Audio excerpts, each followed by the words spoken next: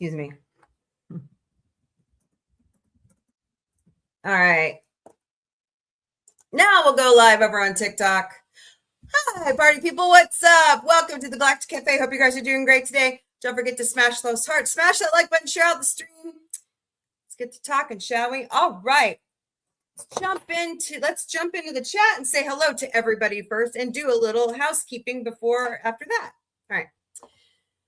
Hello, John the Beagle Dad. I saw you and Porthos teaching Porthos his commands every day. Good. Train that puppy. Train him up because he's a good dog. Hello, Miss Connie Cleary, my sister from another mister. How are you? Hope you're doing good. Good afternoon, good evening, good night, good morning, what does Truman say? Good morning, good afternoon, good evening, and good night. That's what he said. Hold on a second. Why are you not showing? There it goes. And I got showing. There it goes. 5-second delay, ladies and gentlemen. All right. Hello, Hashir 512 over on TikTok. Welcome to the Galactic Cafe. I hope you're doing great today. Anybody else pop in? Not yet. That's okay. I try to get out there and do the all the wonderful marketing I do every day to try to get stuff moving, and sometimes people just show up whenever, so that's cool. All right, now that we've said hi to everybody, let's start with some news of the day. Today it's a little somber. Good. Yay, John's here. Woohoo! It's a little somber today. Today's the 5th anniversary of January 6th. So just, remember that this country is stronger, united than divided. Guys, we went through a division before in 1861 to 1864. Let's not do it again. Okay? You guys got to push the conspiracy theory to the side, especially now that our illustrious president has invaded another country and he's getting ready to do it again with Greenland. And he wants to invade Mexico. So, yeah, good. What never happened? Yes, it did. It did. It happened. It was the worst day in this country's history. We cannot allow that to happen. So, all right, moving on to good stuff. Happy birthday, Kate McKinnon and Eddie Redmayne. Well, happy birthday, guys. I hope you're having a great birthday. I hope everything goes great for you. Have you guys heard about this? And I got a catfishing story here in a second. I'm going to tell you too. Mickey Rourke has come out and he says, I am not associated with this GoFundMe. I don't know who's doing it in my name, but I am doing just fine. I'm not having financial issues. So don't give any more money to this GoFundMe. Somebody established a GoFundMe in his name. It says to pay his rent, but he says, I didn't ask anybody to do that because I don't need it. So I don't know what's going on, but please, if you see this GoFundMe, do not donate to it. He says, please do not donate to it. Lego. Have you guys seen this? Let me go find it. Hold on.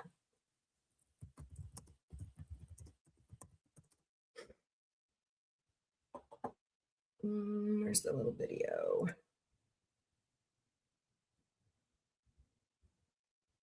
I want there. Is this it? That's it. Okay, hold on a second. I'm not subscribed to I am now. Hello, Lady Mist. How are you? Hope you're doing great today. All right, guys, you ready for this? Sorry, you guys, I can't show it to you over there. I don't know how yet. I'll figure it out. Okay, ready? Here we go. Your imagination to life for real. Play with your creations and let them play back with you. Well, that's exactly what we've built. Play back? Really? Introducing the Lego Smart Play System. Oh, boy. A new platform made of endlessly interactive smart bricks, smart tags. Seriously? And no way! Smart minifigures. Hold on. So you can interact with the little guys now? All connected to bring play to life like never before. Whoa, was that a burp? These things can burp and react to how you move with dynamic sound and lights. Holy schnitzel, there's lights.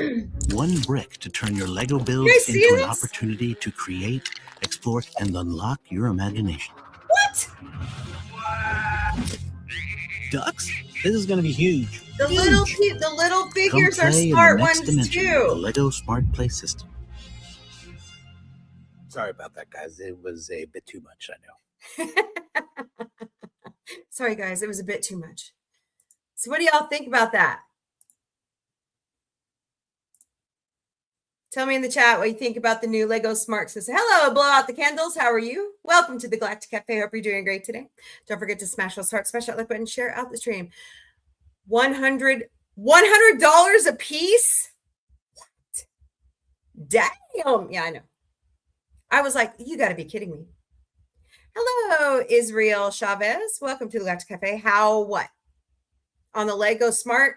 So it's got like a microchip in each of the bricks. And you put it, you build whatever you want. And it was showing that you can actually like move it into like a Lego type movie thing, or it knows, it does all that fun stuff for you. Hello, Ryder. Welcome to Galactic Cafe. So I thought, I was like, what in the world? But yeah, Lego Smart Bricks, $100 a brick. So is it going to increase? Is it going to, like they say they're supposed to put one of those pieces in each new set? Is it going to like increase the cost of the sets now too?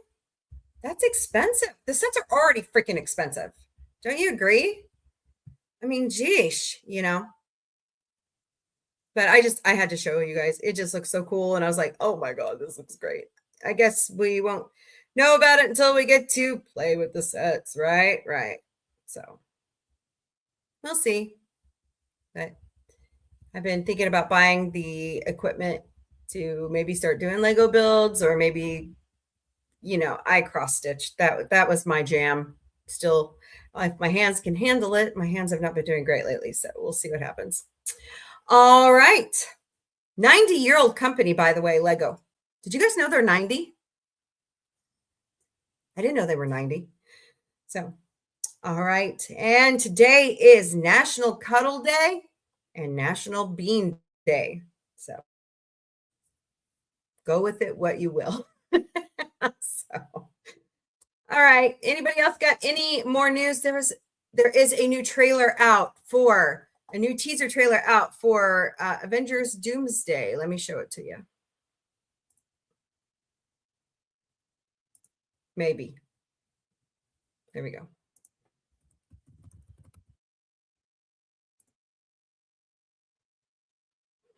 And you guys are going to love who's in it. So hold on.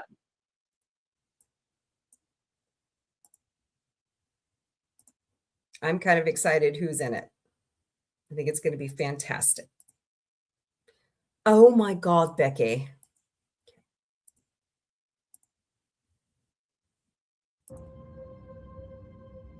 I seriously need to get an extra camera so you guys can see over my shoulder. I'm not kidding. Yes, comes for us all.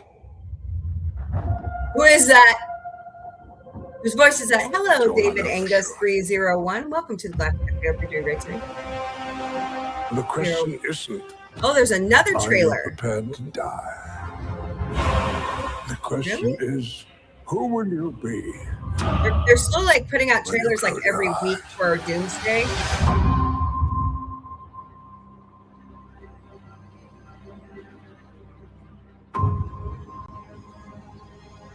There's Charles Xavier and Magneto.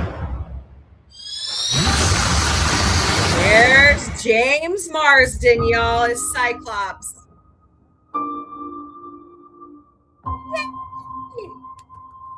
X-Men, Sweden. I'll take it. The countdown is on, y'all. 11 months, 11 days, 14 hours, and 59. Well, when this came out, it was 59 minutes, but so gonna be good. What is this one?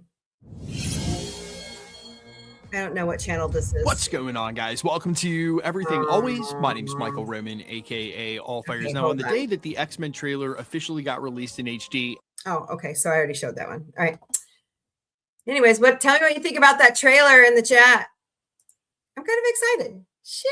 Yeah, I know. It looks pretty good. So that tells me that Marvel has a hold of the X-Men contract from Sony, and they're bringing them into the full MCU. I wouldn't mind seeing some new X-Men movies. I would love it. I would love it. Pass it down to the next generation, because I know Patrick Stewart is, he's wanting to hang it up, I think. I don't even know if he's doing as much work on American Dad anymore. But we shall see, won't we? So, all right. Cool. I know it's going to be good, Connie. So, I'm still trying to get a hold of Predator Badlands. Once I get a hold of that and anything else, am I blue again? It's got to be the whoop. There it goes. Yeah, it's the way the light is coming in off of my monitors. It has to be. So I don't know what to do about that. Blue double D double. No, I'm fine. I'm fine. Oh man. So. But anyways, I thought that was weird. The whole thing about Mickey Rourke. I was like, God, there it goes again. Hold on. Ugh. Problem is my work computer is in the way and I don't want to move monitors around all the time. Am I going to have to turn on the light? I'm going to have to turn on the light. I don't think that'll work, but yeah, I know. That's why we're sisters from another mister. Hold on a second. Hold, please. Damn it, Jim. Hello, Patricia Harden, 556. Welcome to the Galactic Cafe. I hope you're doing great today. Got any topics want to talk about? Any questions, concerns, comments? Saw something you thought we might like here at Sci-Fi Mombie. I am currently reading some books. Moving a monitor. Sorry, guys, just to see if it helps. There. See if that helps. So let me show you what I'm reading. No, I won't do that one. It's political, and I don't think you care about Britney Spears. So, all right. You guys know me. I'm a nerd. Oh. So I found this new author, and her name is Shannon McDermott, and I'm waiting for her first book. Hello, Shay Sprayberry and ZKB Outlaw. Welcome to the Galactic Cafe. I hope you guys are doing great today. Don't forget to smash those hearts, smash that like button, share out the stream, please, and thank you. So she's got a book series called The Eternities Duology. And of course, there's a glare there. This one is called Singularity. Her first book, I believe it's called The Lost World. Hold on. This is the second book. Oh, come on. Okay, here we go. Maybe I don't got my glasses on. Oh my God, Becky, I have it on hold. I'm waiting for it to show up at my closest library branch. Anyways, it looks good. It's about things that are going on Mars, and she's got other books in the series, so check her out, Shannon McDermott. Then I found this other book series by John Scalzi, I believe is how you say it. Shattering Peace. It's another thing about Mars. It says, praise for a colony dedicated to peace could kick off a new war. So, okay. You know me. And of course, I cannot walk away from James Patterson. This is a new one that they just put out for the Women's Murder Club. This is my favorite book series from Patterson. Can you guys see it over there?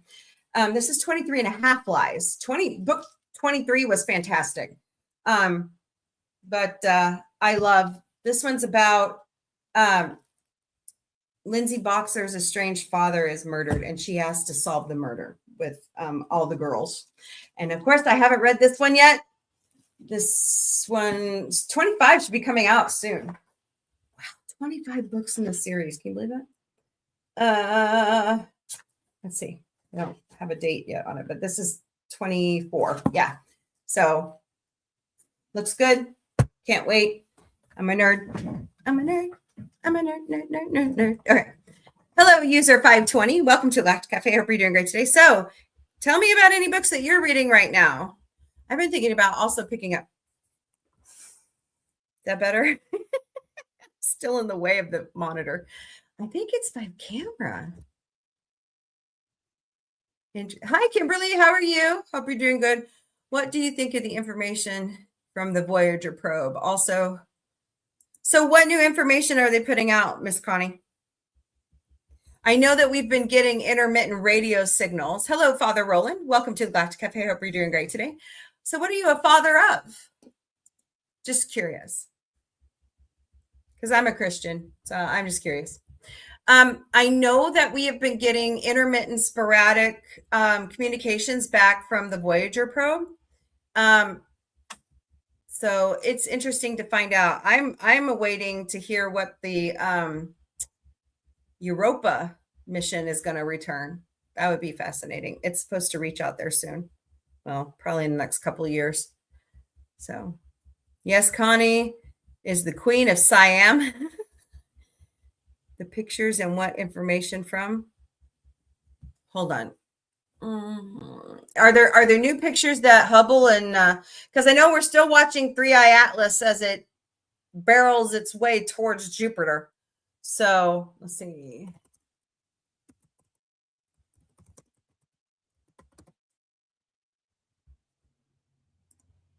See what new news is out there today. Nothing. So USA Today, a week ago. Here we go.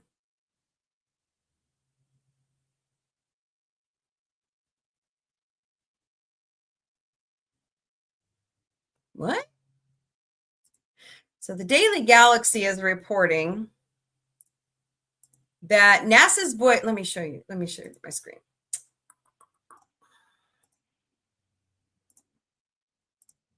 So no ads. Please stop it. NASA's Voyager spacecraft hit a blazing 50,000 Kelvin wall at the edge of our solar system. That shouldn't exist. Hello, Crazy Auntie. Welcome to the Galactic Cafe. Hope you're doing great. And Certified Crazy Maybe. Welcome to the Galactic Cafe. NASA's Voyager probes have uncovered a searing hot mystery at the edge of our solar system, a vast invisible barrier hotter than most stars.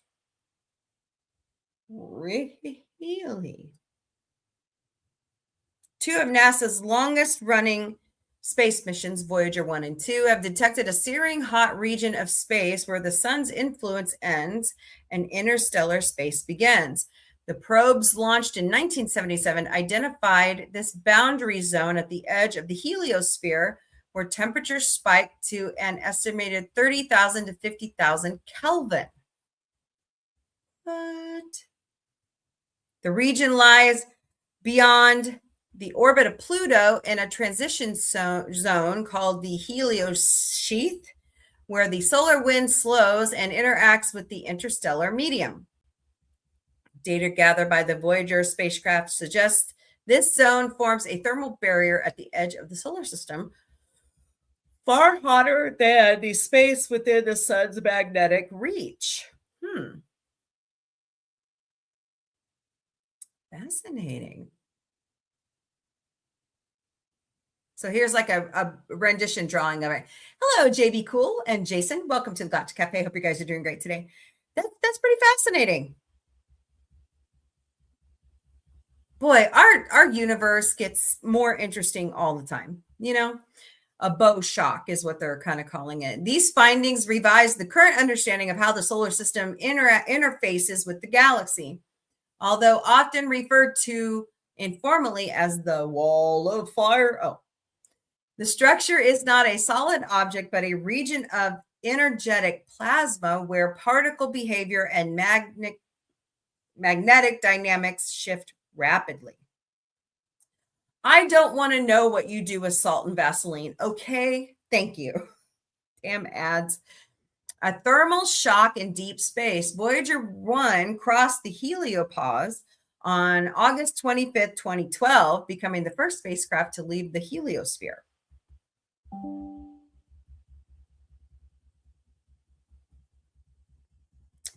Oh, dear God. Voyager 2 followed on November 5th, 2018. As each passed through this boundary, mission teams recorded a sharp drop in solar particles and a corresponding rise in high-energy cosmic rays, a clear signal of entry into interstellar space.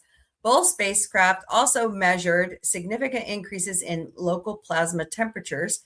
These temperatures, although extreme in magnitude, were recorded in a region with ultra-low particle density. This means the plasma is high energy, but does not transfer heat effectively, allowing the spacecraft to remain undamaged. Cool. That's interesting.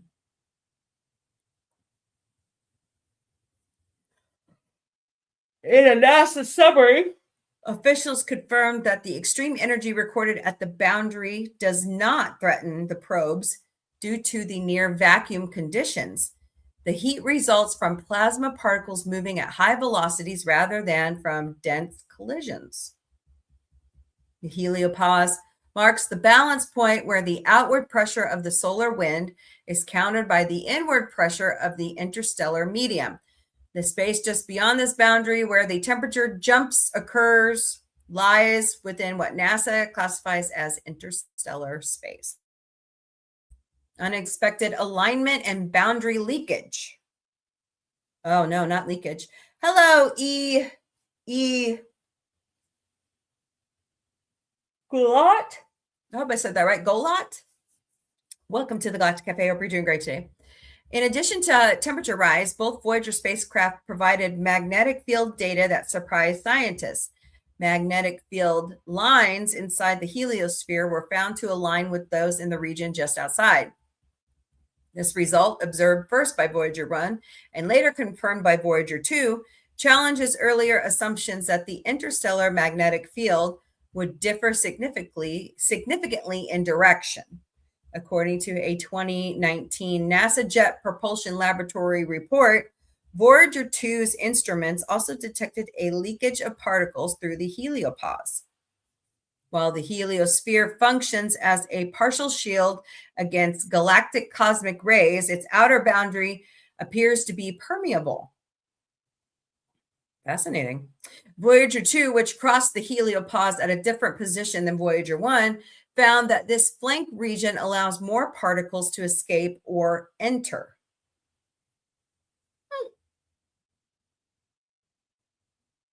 That's interesting. That was smart to have them exit at two different points instead of the same one across the solar system. That was a smart thing to do to test out the theories. Both spacecraft also recorded increased plasma density before and after the boundary crossing, suggesting compression on either side of the heliopause. The higher than expected density may indicate that interstellar pressure is shaping the outer layers of the heliosphere more actively than previously modeled. Defining the solar system's outer limit, the heliosphere is formed by the continuous flow of solar wind, a stream of charged particles emitted by the sun. This flow travels well beyond the orbits of the planets before slowing in response to the interstellar medium. The transition begins at the termination shock, where the solar wind decelerates abruptly. Beyond this lies the heliosheath, a turbulent layer leading to the heliopause. NASA defines the heliopause as the official boundary between solar space and the interstellar environment. The position of this boundary is not fixed. It shifts with the changes in the sun's activity cycle, which repeats approximately every 11 years. This variability explains why the Voyager probes encountered the heliopause at different distances from the sun, about 121 AU for Voyager 1 and about 119 Voyager 2. The space beyond the heliopause contains colder, denser plasma that originates from past supernova. Both spacecraft recorded an abrupt change in particle composition and temperature consistent with leaving the Earth's protective influence. NASA's Heliophysics Division continues to use data from the Voyager mission to refine models of how the sun's magnetic and particle fields behave on galactic scales. Other missions, including the Interstellar Boundary Explorer, IBEX, and MAVEN, also contribute to this broader research effort. Cool. Very cool. All right, let's go back here. No. Thank you. Okay. One light day for Voyager, a half a lifetime for this science team. That's the CBC. Let's see what else is.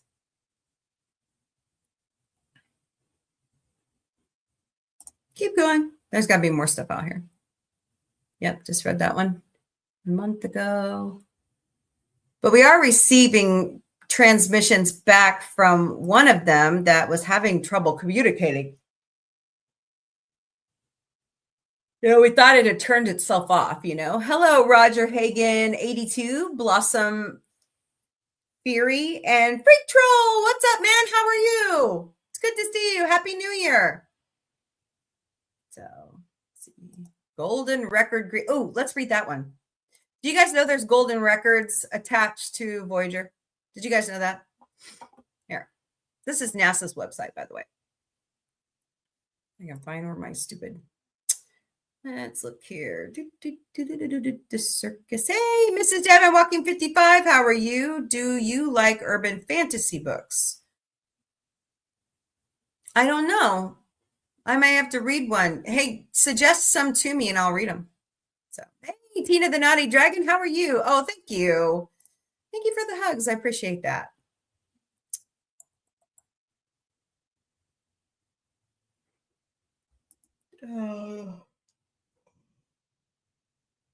So the Voyagers are definitely sending back information about where it leaves our solar system, goes into interstellar space. So hello, is it Queen? Welcome to the Galactic Café. Hope you're doing great today. So that's something fascinating. Somebody's trying to call me. Not right now, busy. So let's see, go through here some more. Yeah, Connie, suggest some of those books and I'll read them. Maybe we can do a book club. I tried to get Autumn, the producer, to do the book club. So, Tina, what's up? My sister who shares a birthday. Hope you're doing well today. Mrs. and Dad, man, have an anniversary coming up. Congrats to those two. 30 years. That's fantastic. Lady Mist. The Masked Singer returns on Wednesday, only on Fox. So go check that out. Thank you, Kimberly. Would it be interesting that one or both come back? Like, I know, wouldn't it? They bring back something weird. Something strange is going on. Something's wrong. No. I knew that on the probes. Yeah, exactly. Some people don't know that. So Voyager is telling alien life about sci-fi Mombie. I'm sure they are. Like, they know who I am. They were started a year before I was born. They are saying, no, nope, assimilate this. How about I assimilate them? Okay, so the golden records, let's talk about those. Because they're pretty damn cool. I think they're pretty damn cool. So, greetings to the universe in 55 different languages. A golden phonograph record was attached to each of the Voyager spacecraft that were launched over 25 years ago. It's more than that now, guys. That was 1977. One of the purposes, so that means they're almost 50 years old. One of the purposes was to send a message to extraterrestrials who might find the spacecraft as the spacecraft journeyed through interstellar space. In addition to pictures, music, and sound from Earth, greetings in 55 languages were included. Hey, thank you, Dr. Carl Sagan of Cornell University, to assemble a greeting and gave him the freedom to choose the format and what would be included. Because of the launch schedule, Sagan and those he got to help him was not given a lot of time. Linda Salzman-Sagan, his beautiful wife, was given the task of assembling the greeting. So cute. Teamwork makes the dream work, I swear. The story behind the creation of the interstellar message is chronicled in the book Murmurs of Earth by Carl Sagan. Unfortunately, not much information is given about the individual speakers. Many of the speakers were from Cornell University and the surrounding communities. They were given no instructions on what to say other than that it would be a greeting to possible extraterrestrials and that it must be brief. The following is an excerpt by Linda Salzman-Sagan from the book. During the entire Voyager project, all decisions were based on the assumption that there were two audiences for whom the message was being prepared: those of us who inhabited Earth and those who exist on the planets of distant stars. We were principally concerned when the needs of the people on Earth during the section of the recording. We recorded messages from populations all over the globe, each representative speaking in the language of his or her people, instead of sending greetings in one or two languages accompanied by keys for their decipherment. We were aware that the latter alternative might have given the extraterrestrials a better chance of understanding the words precisely, though it would have raised the thorny question of which two languages to send. We felt it was fitting that Voyager greet the universe as a representative of one community, albeit a complex one consisting of many parts. At least the fact that many different languages are represented should be clear from the very existence of a set of short statements separated by pauses and from interval evidence, such as the initial greeting Namaste, which begins many of the greetings from the Indian subcontinent.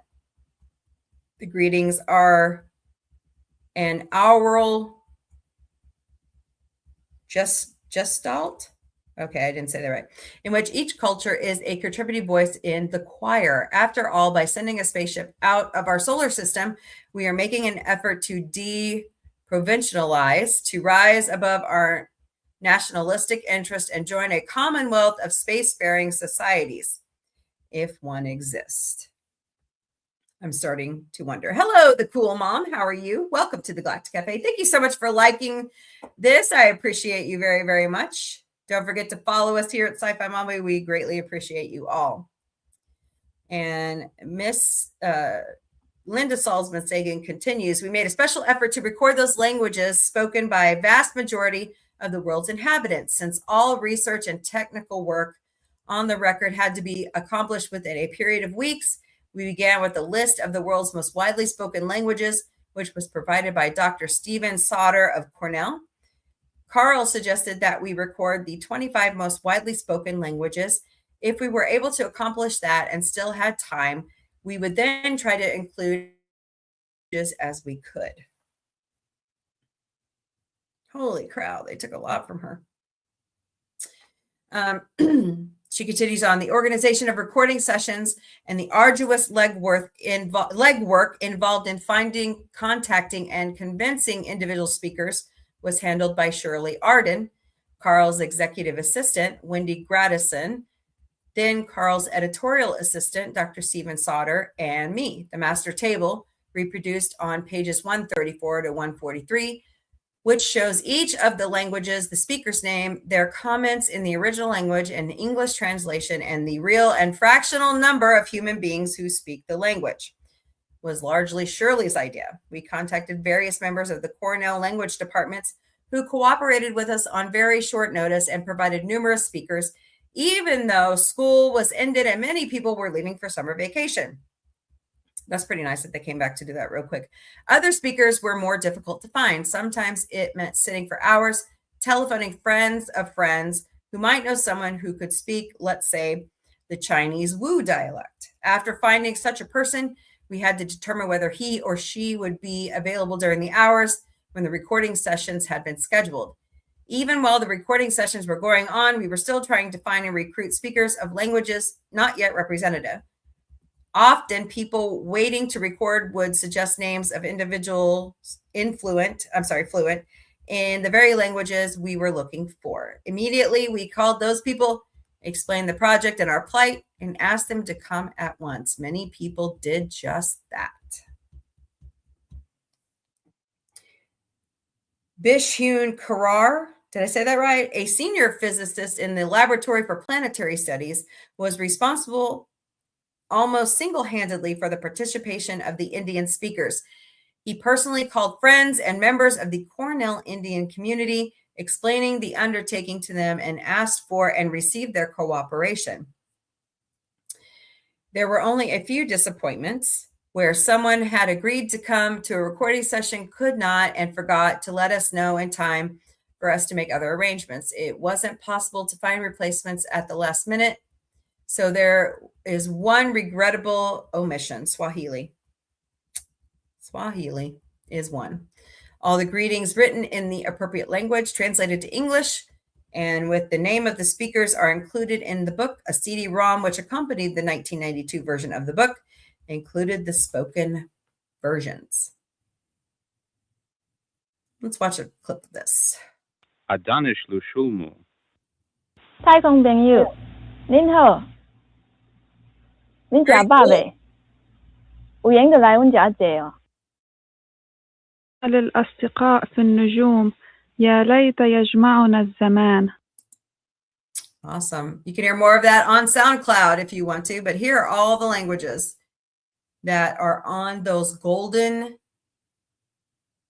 vinyl records. They're not vinyl, they're golden. Very cool.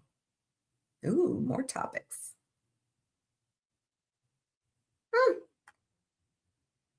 So there you go. The golden records. All right, what else is out here?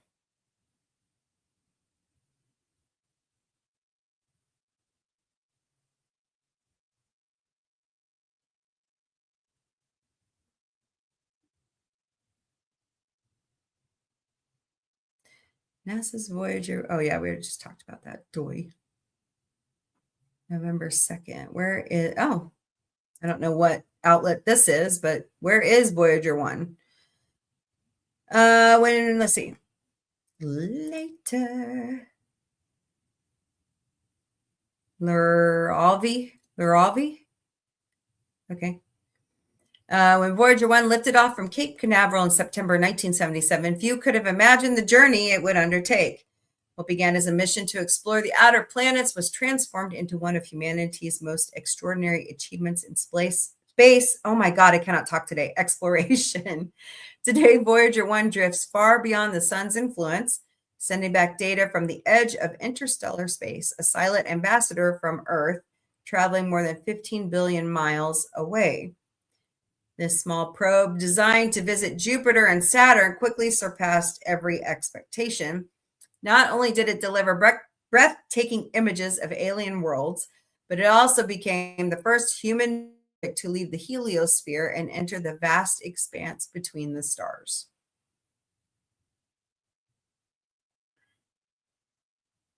Let's see, where is it now?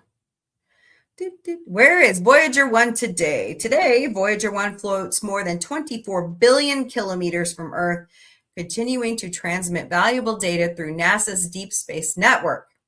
Its radioisotope thermoelectric generator is slowly losing power, and engineers predict it will likely cease operation by the mid-2030s. Once contact is lost, Voyager 1 will continue its lonely voyage through the Milky Way, never escaping our galaxy, but serving as a permanent testament to human ingenuity. Voyager 1's journey reminds us that exploration is both scientific and philosophical. It shows our determination to seek knowledge and venture into the unknown, even when success is uncertain, from capturing active volcanoes on distant moons to carrying our golden record into the void. Voyager 1 is more than a spacecraft. It's a symbol of human curiosity, courage, and perseverance. What fascinates me most is how a small probe built decades ago with limited technology continues to inspire generations. It teaches a simple but profound lesson. Ambition combined with meticulous planning and relentless curiosity can leave a legacy that outlives us all. So, be interesting to see what it picks up you know. The author of this article is Miora Danielle Ray Lorison, graduate of Catholic University of Madagascar. Nice. So interesting. So what do you think about that? What do you guys think about Voyager 1 and 2? Hello, Lemon. Welcome to the Galactic Cafe. Hello, AT Child of GD3. Welcome. Hello, Norma Gardner 473. Welcome to the Galactic Cafe. Hope you guys are doing great today. Oh, Connie, that's a great topic. Great topic. Let's see. Mixed magic, old magic, wild magic. Oh, okay. Oh, that's right. You told me about those before, didn't you? Let me grab a notebook and write that down. Oh. Circus. April. By the way, in case you all didn't know,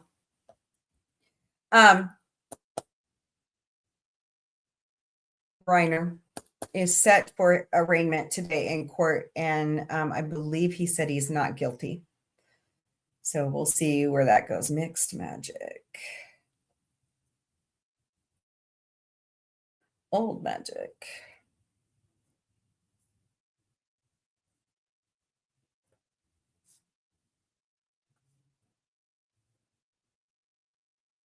Okay.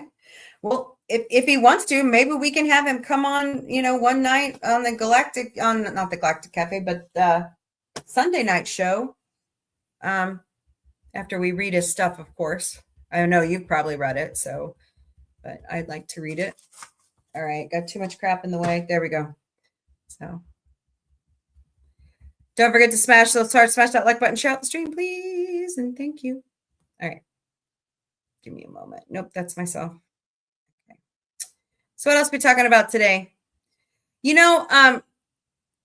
Kimberly, you mentioned The Masked Singer. I'm getting real bored with it. I'm really done with, don't laugh at me. No. I'm getting real bored with will it prove? Well, maybe. Everybody, unless they know people will admit it,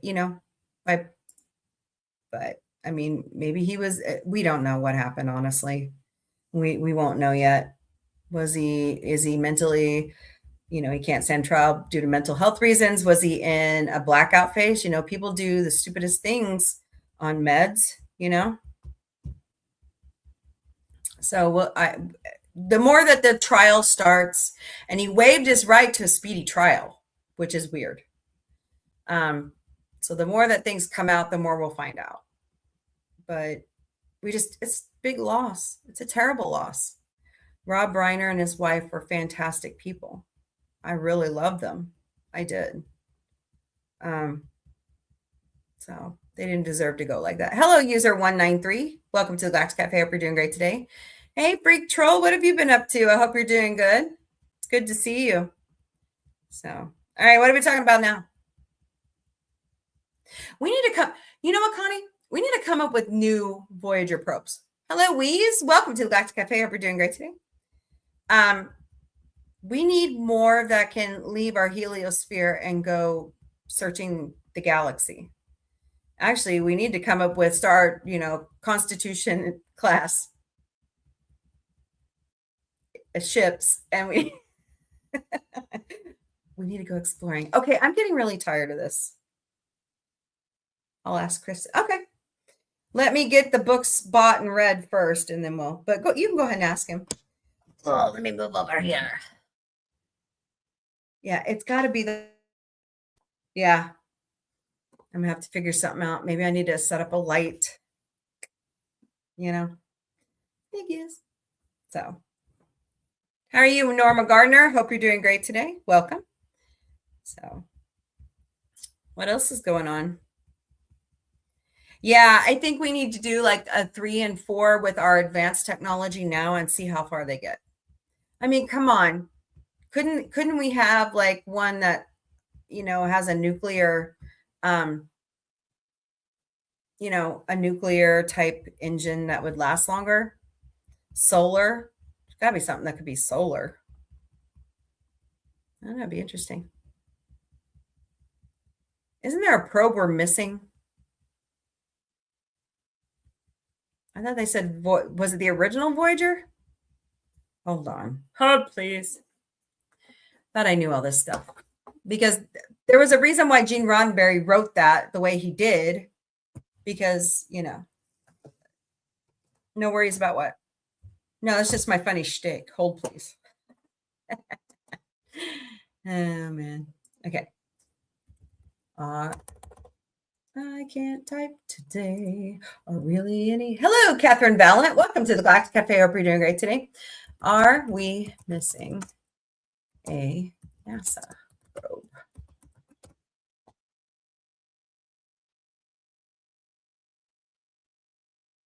Yes, we are. We lost contact recently with MAVEN, which is the Mars Atmosphere and Violet Evolution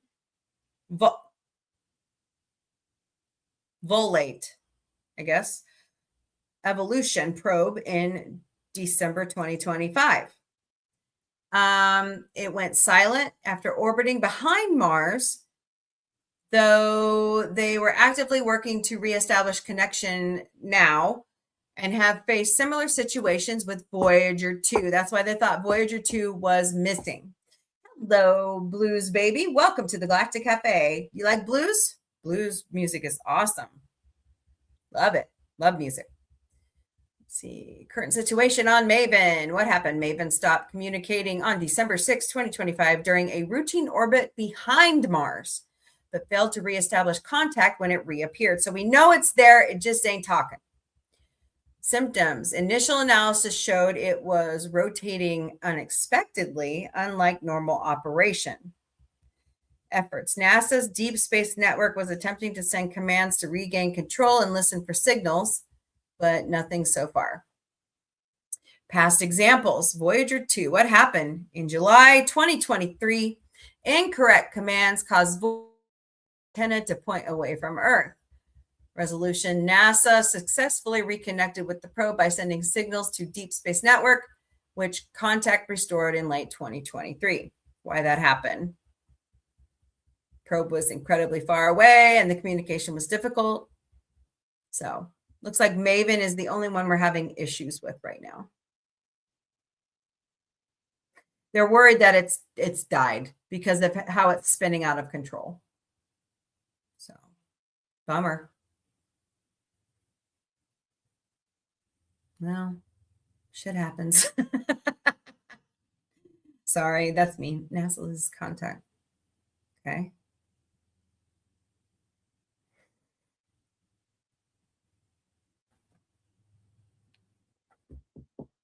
So, all right, awesome. So what are we talking about now?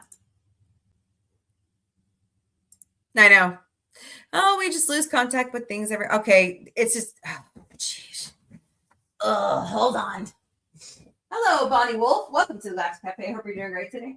Let's see if this helps. Let there be light, and there was. All right, see if that helps. I always think that since the sun sets that way, it will help with the light, but obviously it doesn't. Hello, Kathleen Chiquita. Hope you're doing great today. Welcome to the Galactic Cafe. So, yep, kitty. Where's a kitty? Not in my. Oh, yeah, Bootsy. Did you see him? Sleep. Turd's over here asleep. Can you see him? Here. Him's my bodyguard. Can you guys see him? He's right there. Yeah. Him's my bodyguard. Aren't you, Bootsy? Oh my gosh. I don't know where I would be without him. I almost lost him in 2023. We had to open where we were living. We had to open our kitchen window, and I thought, yeah, Mr. Boots, Captain Boots. We didn't know that the screen was, well, no, I knew. Nobody listened to me, of course, because nobody listens to me. But yeah, he went out the window. So I got him back. I was really cunning that night too.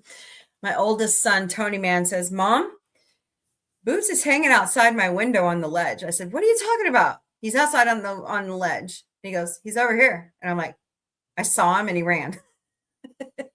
So one night I sat out on the porch. I saw him peek his head around the fence. I'm going, you little brat. So I put a trail of, he loves the dry Nations cat food. So I left a trail all the way up the porch to where I was sitting. And I just sat there. Oh God, it was cold that night too. I'm so glad I brought him in. That was in April 2023. It was a weird cold night, but here he came. Ate every single bit of that cat food all the way up to, I guess he hadn't been eating for a while, but I grabbed him and I brought him back inside. He's been home ever since. Yep. Naughty boy. He's just a curious guy. He'll be 5 this year. I can't believe how old he is. We're still missing a cat. I don't know where Bear is. My dad swears up and down he saw him at PetSmart being adopted out by one of the shelters, but I didn't have him microchipped, so I couldn't prove that, even if I found him, he was ours. So that's the bad part. But anyways, him's my baby. I found him in the bushes at Sam's Club. He's a little tiny guy about this big. Yeah. Somebody just dumped him. Found out he was a boy and dumped him. It's terrible what people do to animals. Oh, it makes me so mad. All right. Let's go. Hello, Emil Hagmeyer over there on Instagram. Thank you so much for joining us today. Let's do some good news of the day, shall we? I get most of my good news from goodnewsnetwork.org, or sometimes I get lucky on the Today Show. Hello, Sentai Ranger Donnie. Happy New Year. Tiny Beanie. Okay. Yeah, he was. He was a tiny boy. Yeah. And then we found my sister's cat, Butters. Yes, I know. She named him Butters. And see, I think it's the camera on this new laptop. I'm totally starting to believe it. Wonder how I fixed that.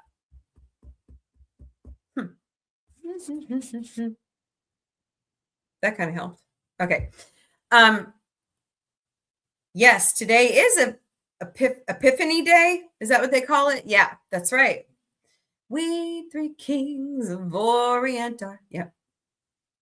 Here is Sentai Ranger Donnie's new YouTube video of 2026. So go check that out, please and thank you. All right. We 3 kings. We've sang that my whole life in church. All right. Today's quote of the day is, there's no use doing a kindness if you do it a day too late. Charles Kingsley, be kind today. Be kind every day. I know sometimes it's hard. Hello, Sony Swamp 72. Welcome to the Galactic Cafe. I know. I get it. Ooh, luminescence. What is this?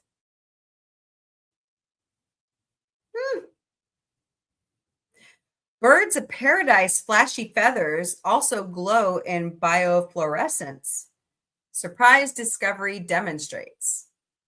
Those are pretty. Birds of paradise have long dazzled us with their incredibly vibrant and varied plumage, but researchers studying the group have recently made an even more incredible discovery. Plumage on 37 of 45 birds of paradise species emit biofluorescence, meaning molecules inside the feathers absorb UV light and release it as yellow-green glow. From long, spindly plumes to bright crowns and fluffy patches on the breast and shoulders, or even feathers so black they absorb light similar to a black hole, birds of paradise found throughout the islands of Australasia are among the most demonstrative showbirds in the world. Why then would their plumage need even more razzmatazz? That's what ornithologists are wondering after a team of, oh my God, ichthyologists fish scientist, revealed that the majority of birds of paradise emit biofluorescence from one or sometimes 2 or 3 body parts. The ichthyologists were studying biofluorescence in fish, and while sequestered among the collections in the American Museum of Natural History, they got to wondering what other animals displayed this trait. Using a UV light in a dark room, drawer after drawer of collected specimens of birds of paradise shone just like glow-in-the-dark stars under the scientist inspection. Cool. So there's a bird of paradise. That's a red one. Pretty. It could just be that the biofluorescent portions are helping to enhance those displays even more, hypothesizes lead study author Renee Martin, a fish biologist at the University of Nebraska-Lincoln. Further fascinating discoveries followed the first fascinating feathery discovery that birds of paradise had the biofluorescent trait in their mouths as well, and that the 8 species of birds that were noted to be monogamous had much more muted biofluorescence than other species that paired up every year. Birds have one more photoreceptor in their eyes than humans do. This allows them to see more colors than us.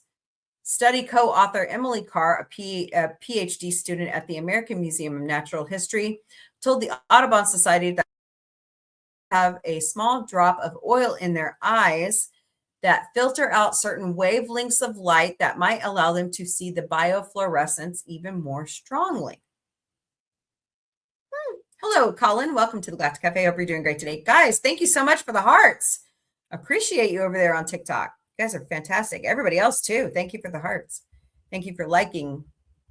Share us out, please, and thank you.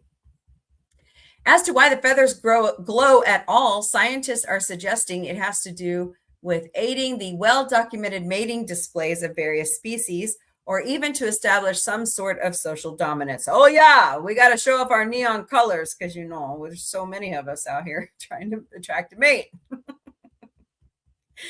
To me, the interesting part is that it's so widespread throughout the group. Edwin Scholes, who founded the Birds of Paradise Project at Cornell Laboratory of Ornithology and was not involved in the study, told Audubon, it's not just the tail feathers or the flank feathers or anything specific. It's pretty much all over the board. Fascinating. So this is Birds of Paradise Courtship Spectacle from Planet Earth on BBC Earth. I'm going to mute it and then pause it every so often so that we don't get a copyright violation. I like the plumage. Well, let me fast forward here. There we go. Interesting bird.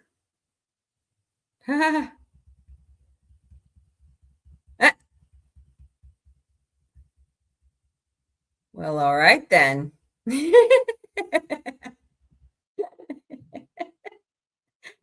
Oh, golly. Look at me, look at me. That's funny. Awesome. So fascinating stuff. Hey, that's a lionfish. What's this? If you can't beat them, eat them. No. Ecologists combat invasive lionfish with local cuisine.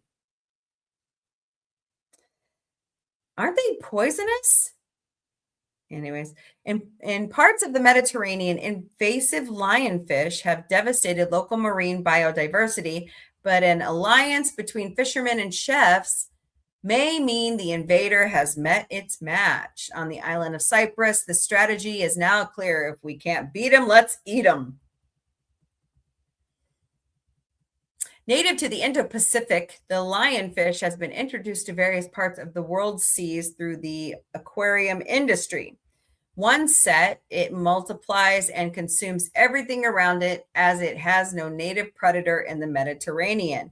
Morel eels, blue-spotted cornetfish, barracuda, bobbit worms, and large groupers have all been documented preying on the species in its native habitat.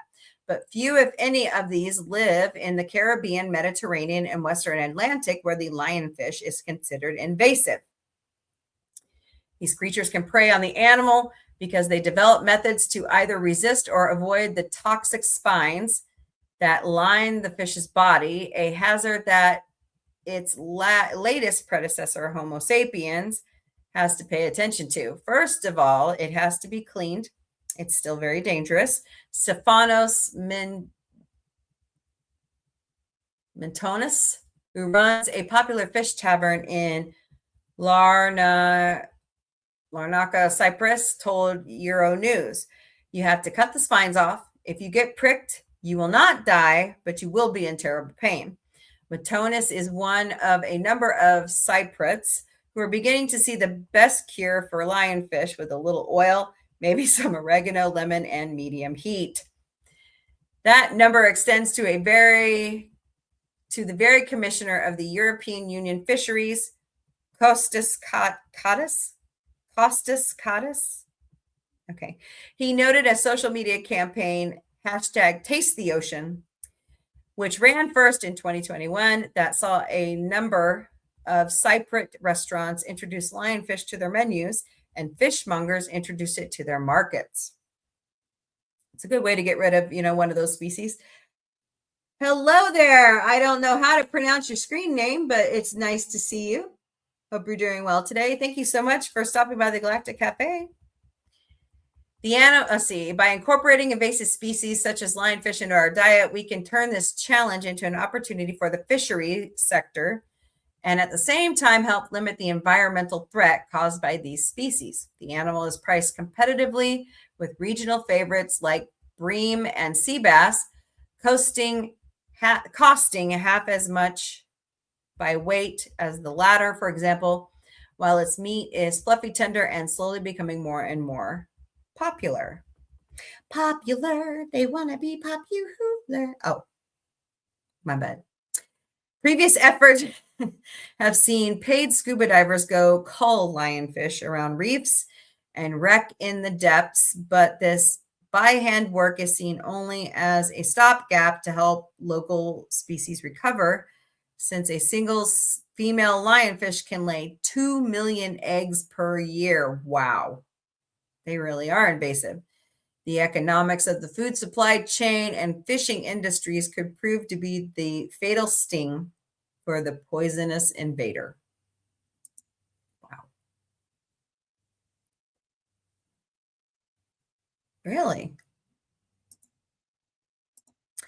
France bans forever chemicals in cosmetics, fashion, and ski wax. Okay. Let's see.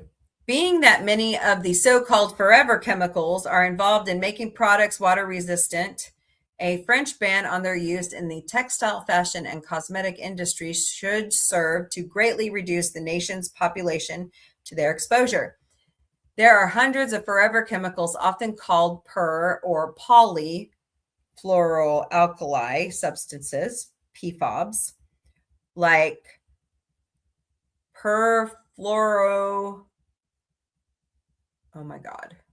oceanotic acid, PFOA, or perfluorooctane sulfonic acid, POFS. They are used in the manufacturing of nonstick pans, waterproof clothing, waterproof treatments, ski wax, firefighting equipment, and so much more. Their exposure has been linked to numerous health conditions such as cancer to birth defects, and their presence has been recorded in most human organs and in every earthbound environment assayed for them, including the summit of Everest. Hello, Jace 971. Welcome to the Galactic Cafe. Hope you're doing great today. That's interesting that they found it up there at the top of Everest. The French lower house, the National Assembly, adopted the bill put forward by the Green Party, which 231 votes to 51 in February last year. Following green light from the Senate, 14 of the deputies tested their hair and presented the results on the floor as a demonstration. All of the samples contained forever chemicals. Signed by President Emmanuel Macron, it entered into effect at the start of the year and comes with a provision that will see the government routinely test PFAS in civic water supplies. The legislation bans the chemical use in clothing, cosmetics, ski wax, but fell short of including non-stick pan coatings. Essential emergency equipment was also exempt from the ban. A ban in Denmark along similar lines will come into effect in July of 2026. Many of the unknown PFAS were banned in a UN treaty signed during the Stockholm Convention of 2001. 150 member states ratified the treaty, but certain notable procedures declined to do so. Producers. The European Union has been studying a possible ban on the use of PFAS in consumer products. Yeah, they're finding it more and more in your organs. Not good.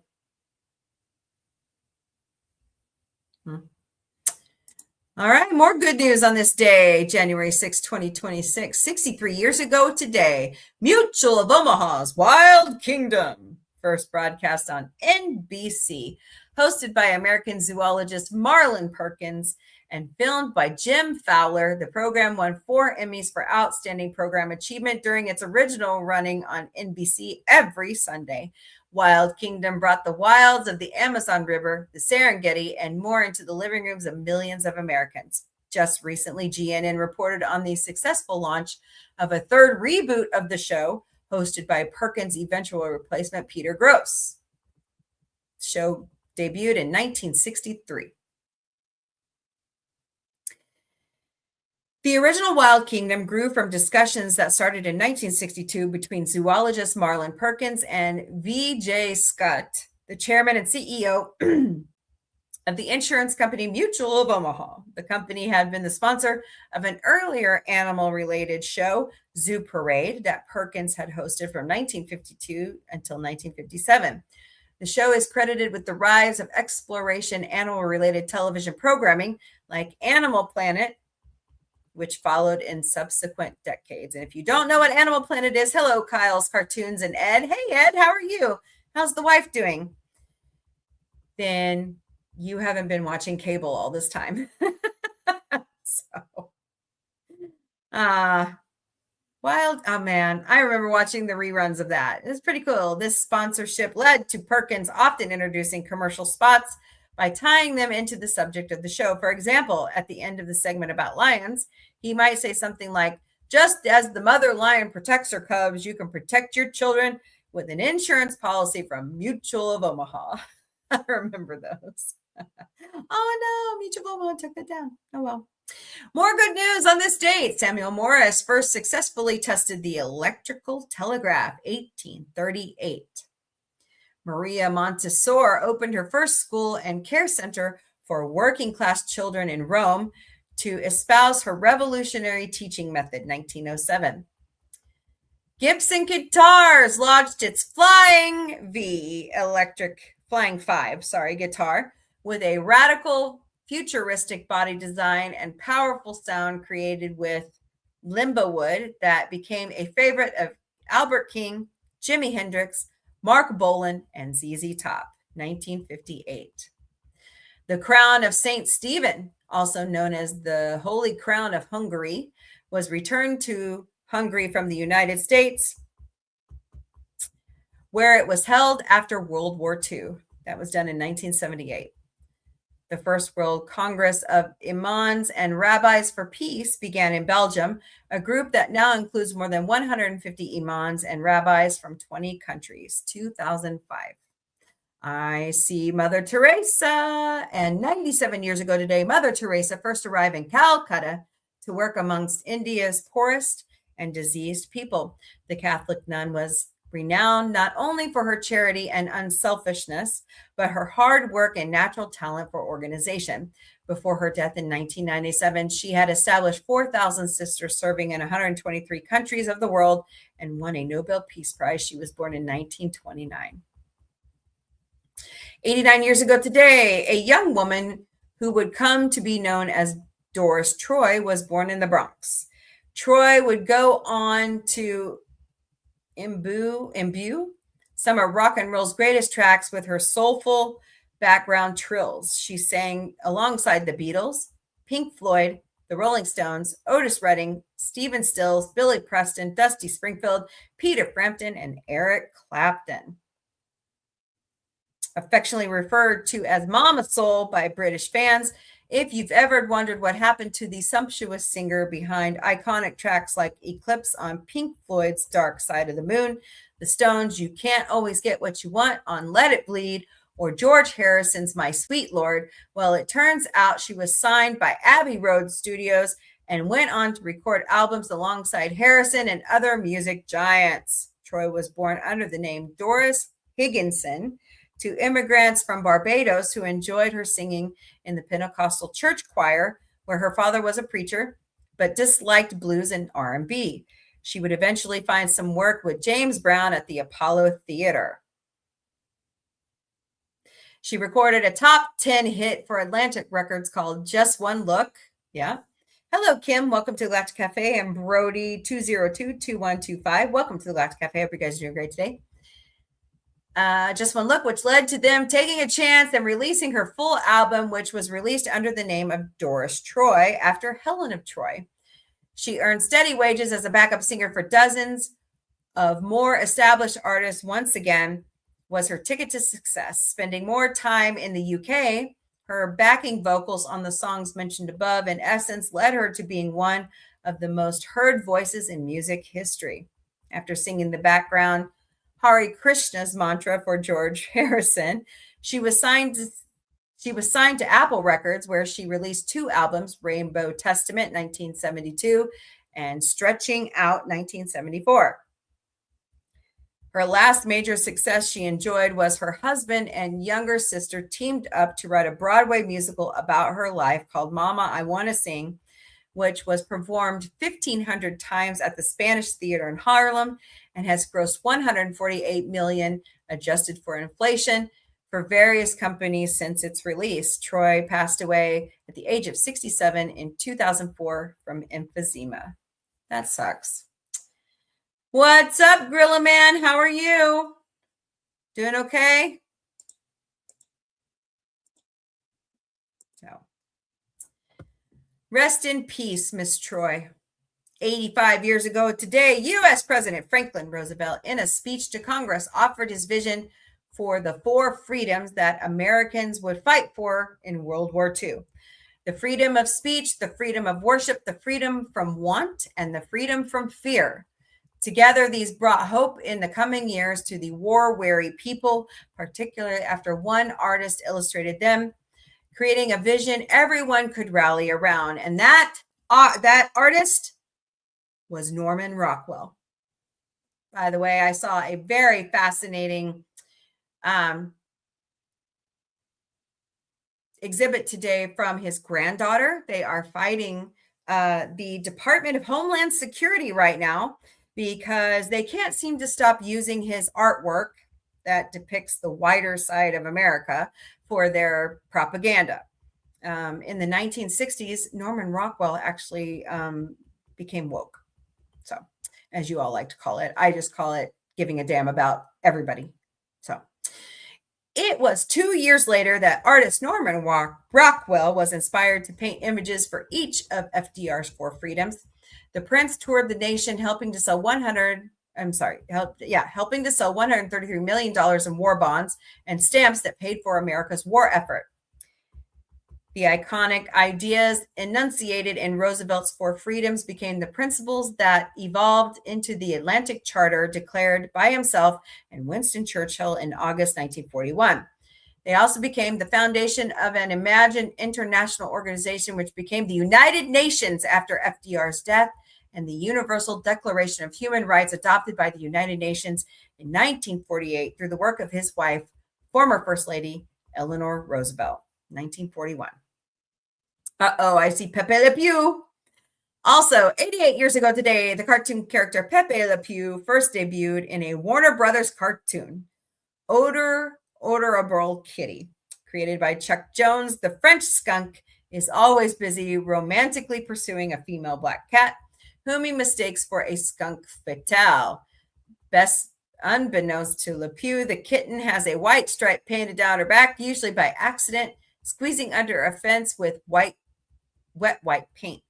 Pepe's voice, provided by Mel Blanc, was based on the French actor Charles Boyer, but in the French version of the cartoon, Le Pew speaks with a heavy Italian accent and uses the name Pepe Le Pois. Okay, I hope I said that right. 1938. All right, well, there's your good news of the day. What are you guys talking about now? What are we talking about? Hello, JCU 971. Welcome to Galactic Café. Hope you're doing great today. So, Pepe Le Pew. Today is his birthday. Happy birthday, Pepe Le Pew. Let's go back up here through the chat, see what I missed. Sentai Ranger Donnie was telling us about his new art. Colorful birds. Yeah, they are, aren't they? I didn't know they were biofluorescent. Saying hello to Donnie and Connie Cleary. Donnie says, hello, Happy New Year. Hello, Lady Mist. Of course, hello, Lady Mist. Yeah, we all did, didn't we? Mutual of Omaha's Wild Kingdom. Yeah. You know what? I think it's this camera. That's not good. But it's my fastest computer. Pepe Le Pew loves cats. Yeah, he does, doesn't he? Horny little devil. Okay. So what are we talking about? So what are y'all thinking about the Doomsday trailers? They're done filming. It's going to be out at the end of the year. So I'm thinking, there's a lot of interesting things coming down the pike. Donnie says, red carpet premiere for Starfleet Academy this afternoon at 3:30 p.m. Pacific time, otherwise known as 5:30 p.m. my time. I'm still cautious about that show. Me too. Yep. Yes. Well, to be honest, its recent trailer was a little better than previous ones. Yeah, that's true. And they've changed up the poster again, which is nice. Yep. Miss Connie, yep. So, all right. What else are we talking about? I like Holly Hunter. I think she's fantastic. And I love Robert Picardo. I think if we look past that, it's Secret Hideout and we just pay attention to the certain plot lines. I know sometimes it's hard to look past Secret Hideout because they are a bitch sometimes, but I think it might be good. I think it might be good. Yes, Elastigirl in space. Elastigirl in space. Oh, yeah. Okay, I get it now. Yeah. I would love to see another. They're talking about another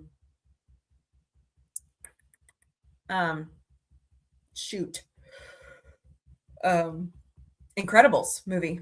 I'd like to see that. Hello, Nita Baker. Welcome to the Galactic Cafe. Hope you're doing great today. So, but we'll see. I think it's this camera.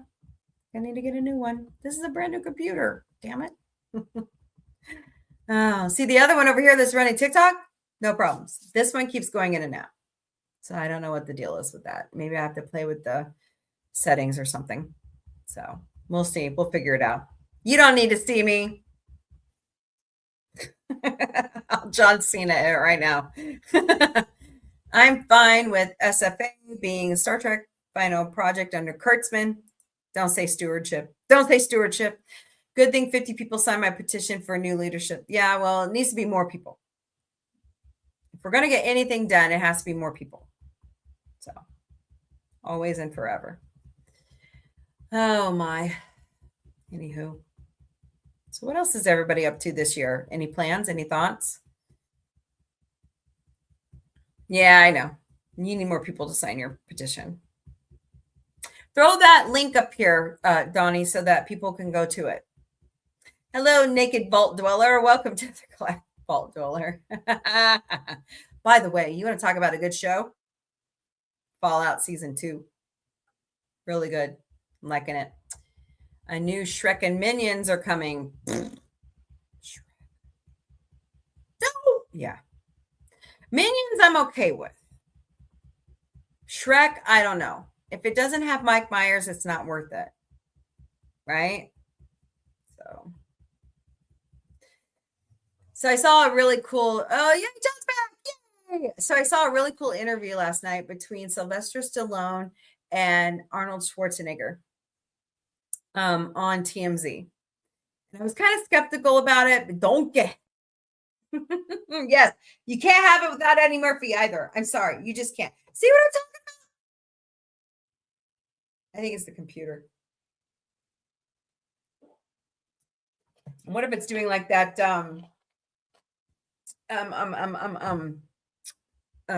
Like it's plugged in, so I don't know why it would be doing the energy saver back out go in. You know what I mean? But anyways, so if you guys don't know who Arnold Schwarzenegger and Sylvester Stallone is, I'm sorry. Get educated. They were two of the biggest stars of stage and screen in the 70s and 80s and 90s. They were always in competition with each other. Hello, Misty Reese Blake. Welcome to the Galactic Café. And they had a lot in common. Even though they grew up, one grew up in America, one grew up in Austria. A lot in common. Arnold grew up in Austria, and his dad was in World War II. And he was a very beat up man. Like he came from war. He had shrapnel all over his body, broken bones, broken limbs, just in bad shape. And he took it out on the family. He was a constant lush. And so that sense of, God, I hate this, led Arnold to come to America and search for a better life. Stallone, on the other hand, his mother was abusive. And he and his brothers had trouble with that. And he moved on to get a better life. Now, Stallone was always typecasted as an Italian, and he broke through that several times. Arnold, on the other hand, was always cast as the muscle-bound sci-fi, whatever, you know. But they were always in constant competition with each other. Like when Stallone would do Rocky, he would tease Arnold, hey, my body fat percentage is 8%. Arnold's was 10. So they would go back and forth with each other, trying to, you know, up each other.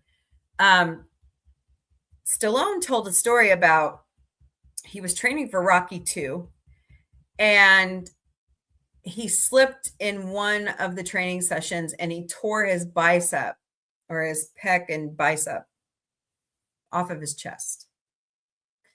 And he had to get it fixed. And so it was his first directing role. He had to change it up. Usually he fights right-handed. He had to fight left-handed. So it's interesting how he could change that up, you know, because sometimes it's hard to be ambidextrous. I should know. I broke my arm in 4th grade and I had to learn to write and do things with my left hand. It sucked. Arnold has broken his legs, his back. He had a massive heart attack. He had a back surgery, neck surgery, constant arthritis.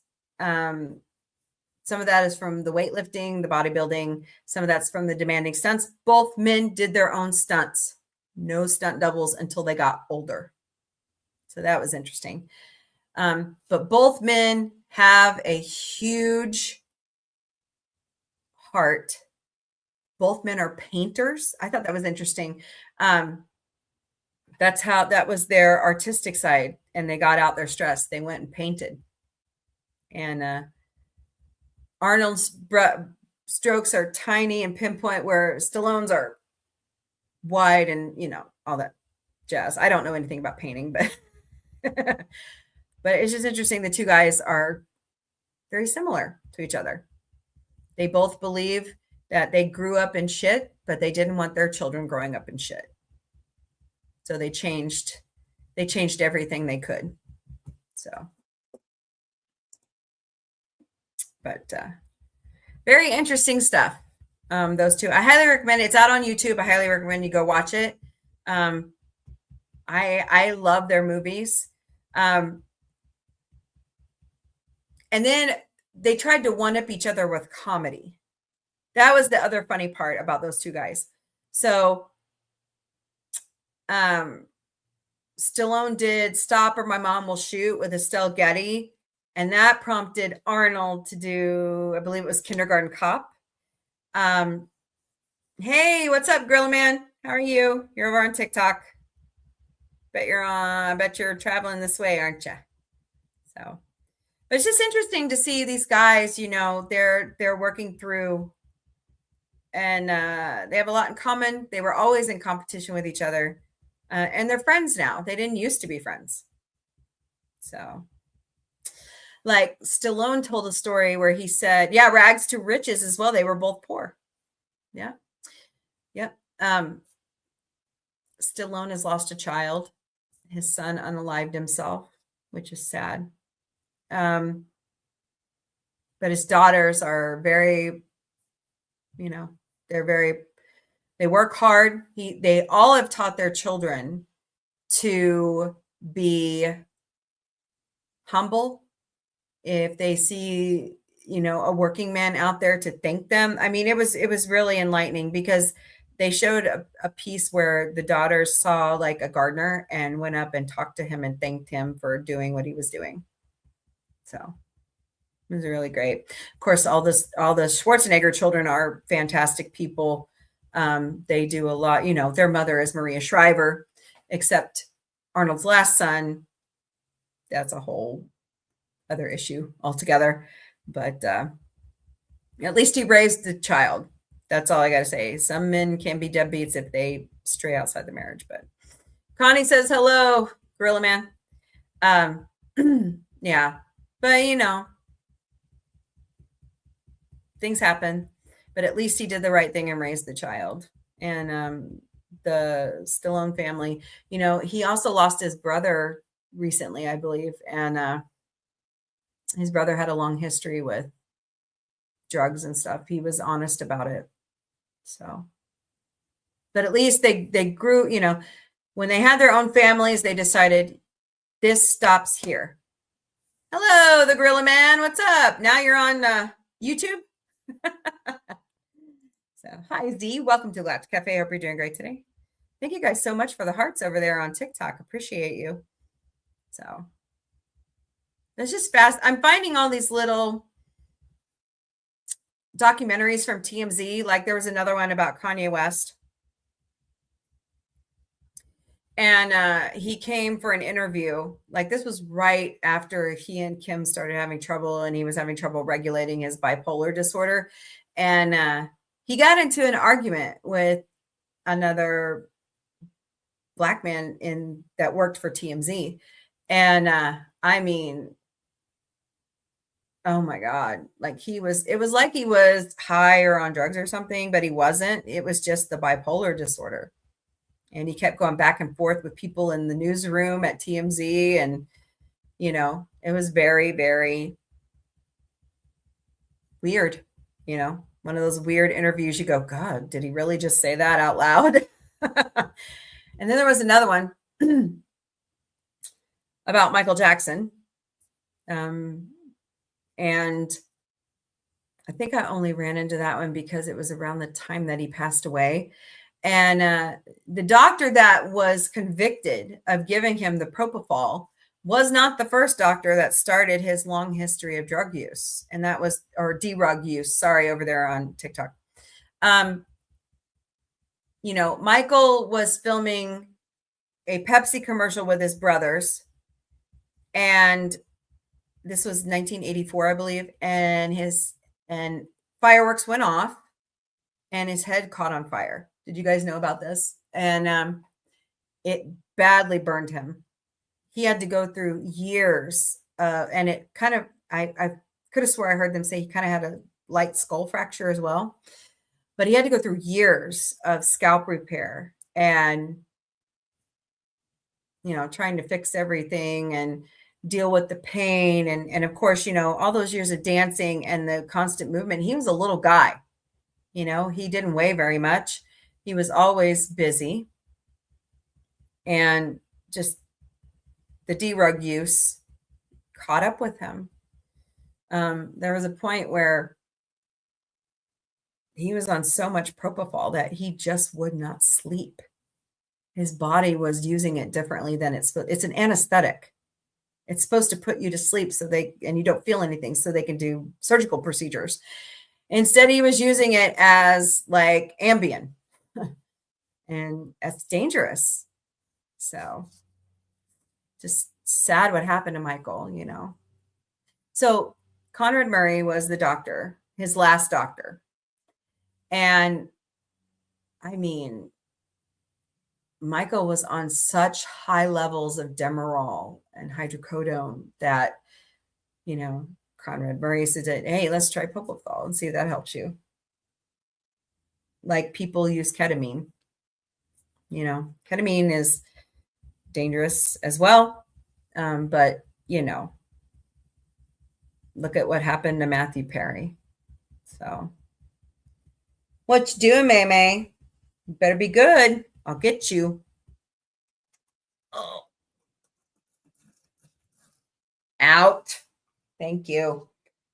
I think I may have found a way to deter her from doing things, and here she does. So, anyways, but yeah, just some interesting little documentaries that pop up in my YouTube algorithm every once in a while as I'm watching through, getting my daily pop culture news so that I could share it with you guys.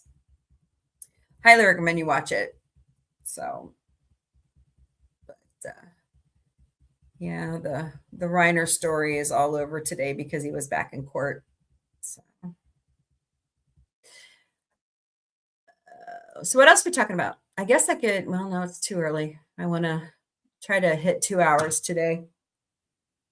So, anywho, Sentai Ranger Donnie says, speaking of documentaries, I have seen Netflix's Elway. It's worth watching, but that's up to you. Nope. Connie says, hello, May Cadet Daisy May. Yeah. Okay. I'm not really a big fan of John Elway. Hello, JB Cool. Welcome to the Galactic Cafe. Hope you're doing great today. He's, you know, I'm a Chiefs fan. He's a Broncos guy, you know. But, I mean, he is one of the best quarterbacks of all time. So, speaking of Netflix, one more week till its revival of the old. Ugh, don't remind me. Don't remind me. I'm not really happy that they are reviving that. I'm so done. Look, Donnie, I'm so done with reality TV. Excuse me. Pardon me. God. I myself Seattle Seahawks and Dallas Cowboys. I'm kind of still a Rams fan because they used to be in St. Louis. Yeah. I still laugh at the joke from basketball about this one moved here and this one moved there and blah, blah, blah. You know, the Chiefs used to be the Texans. And then the Hunt family moved them to Kansas City. And now they're getting ready to move to Kansas. Yeah. Thanks for, you know, abandoning Missouri. Appreciate you. So, yeah, I know. Yeah, Stan Kroenke returned them back to Los Angeles. You know, that man is a Missourian. He grew up here. He went to Mizzou. He got his MBA at Mizzou. And then he takes off for California. So, Tennessee Titans used to be the Houston Oilers. That's right. That's right. So, just frustrating. What can I say? Just deal with it. You know, the St. Louis Cardinals used to be a different team. But how many teams have switched names, you know? What team used to be was it the hockey team Oilers?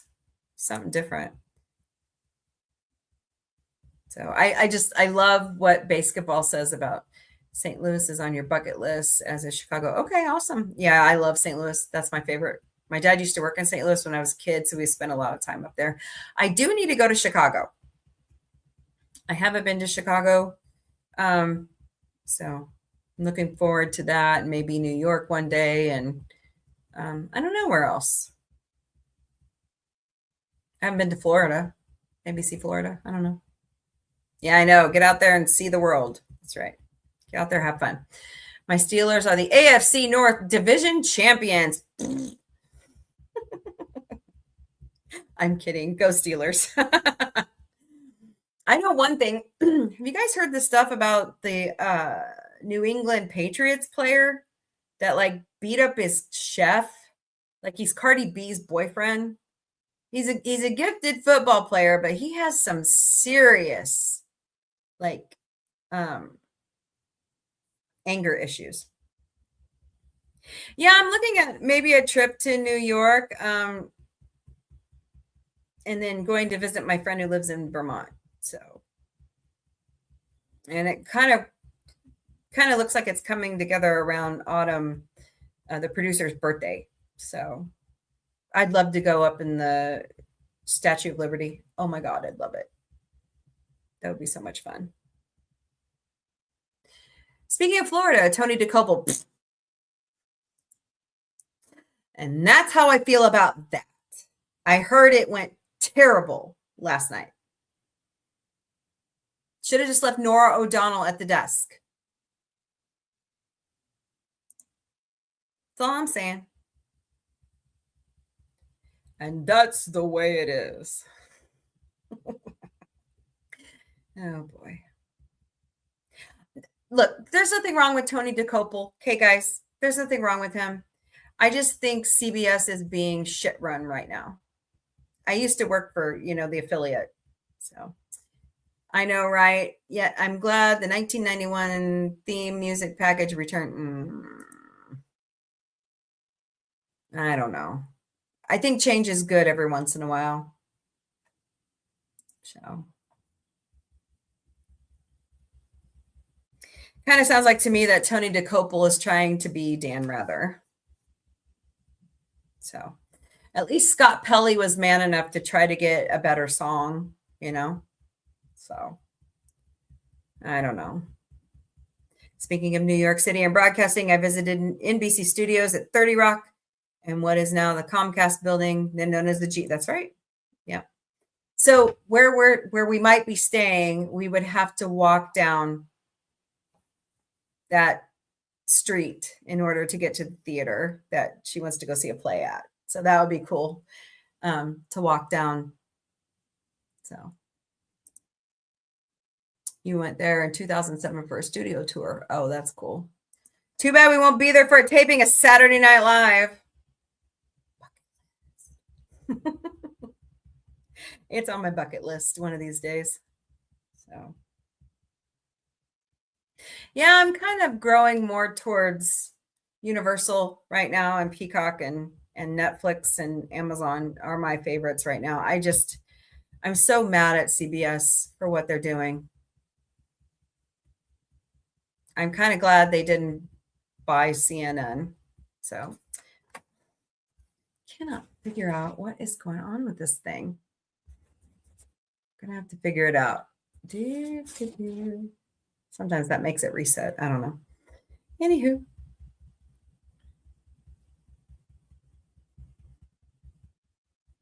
What's this? I can't get into it because it doesn't have a hyperlink. That was supposed to have changed with the new StreamYards, but it hasn't. So hold on a second.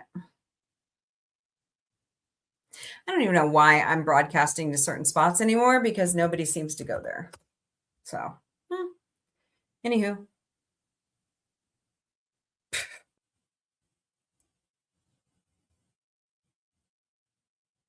Cool. Brent Spiner has his own podcast. It's called Dropping Names. I'm going to have to watch that. He's got Jonathan Frakes on, so I'm going to have to check that out. All right.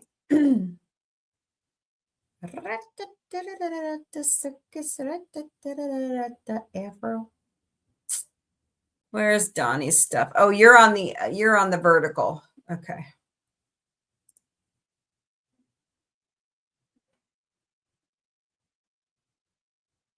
Yeah, I know, right? I was supposed to meet him. I think it was 23 and things just went weird. Okay. NBCU picks up Peacock after Verisant spinoff. Yep. Verisant said, bye-bye, the news division.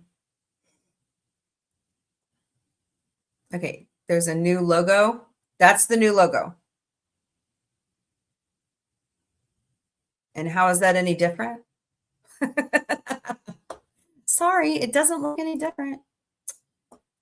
So, WWE content removed from Peacock and is on Netflix. Oh, really? Really? That's a big change up. Here's the new logo, guys.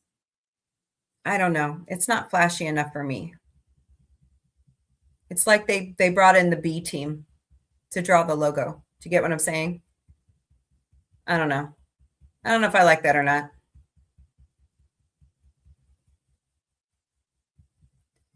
All I know is that the Burbs and Ted the series better be great. Hello, KFKAX. Welcome to the Galactic Café. Hope you're doing great today over on TikTok. Don't forget to smash those hearts, smash that like button, share out the stream, please, and thank you. Get more people to come in and talk with us for a little bit longer. All right, well, while we're waiting on that stuff, let me go ahead and start Mombie's Daily Boost. I haven't been doing it lately, so we're going to pick it right back up and start it all over again.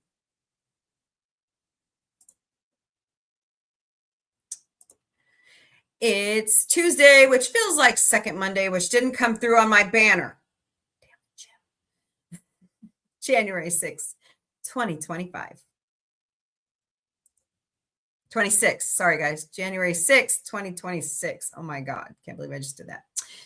I get most of my holiday countdown information from calendar.com. It's 13 days to Martin Luther King Jr. Day. It's 39 days to Valentine's Day.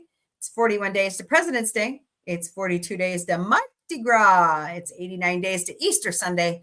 And it's 124 days to Mother's Day. So plan accordingly. That's right. It is one more month till the Milan Winter Olympics opens. So going to be good. Mariah Carey is giving the opening song. So that will be a lot of fun. Here at Sci-Fi Mombie We Care, there are so many great volunteer opportunities in your area. Check your local media here in the Ozarks. It's volunteerozarks.com or your local charity chapter's websites for events you can help out with. Please continue to donate to these 4 reputable charities: Red Cross, redcrescent.org, convoyofhope.org, which is about 5 miles that way here in Springfield, Republic, Missouri. World Central Kitchen, Chef Jose Andre would love to have your help because they feed a lot of people around the world at WCK.org and Direct Relief at directrelief.org. Uh-oh. Well, all right then. That was weird. Thought I had more stuff out there. I guess it didn't come through. Anywho, if you have any questions, concerns, topic suggestions, or constructive criticism, please email us at sci-fi-mombie.com. Hey, Superstore DMV. Oh, I started watching DMV. I actually like it. It's actually pretty cool. You're a funny lady, miss. I love Superstore. That was such a good show. I miss it. Miss it. I must go now so I can begin my late lunch. You're so welcome, Donnie. Don't work too hard. Have a good night, okay? It's like watching DMV to drive a car. Yeah. It is pretty funny, though. Funny show. So, but anyways. All right. Anything else before we wrap up for today? You take care too, Lady Mist. Everybody take care. Kind of just stalling for a few minutes. I'm hoping somebody will help me over there on TikTok reach 25,000 hearts today. That would be great. I love Lady Mist. I'm looking beautiful. Nah, never. But thank you. That's very kind of you to say. So I'm waiting to hear about Autumn, the producer. She had her first college tour today. So I'm waiting to hear about what she comes home with and tells me about. So hopefully she got the paperwork signed so I can start calling and talking to people about her financial aid. So we'll get it figured out. We always do. So.